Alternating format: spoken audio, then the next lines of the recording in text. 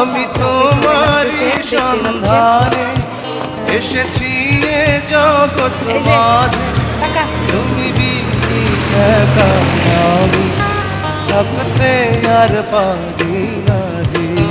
তবু এই যে ভালোবাসা যথেষ্ট নয়, বড় কষ্ট হয়। একদিন তোমাকে না দেখলে বড় কষ্ট হয়।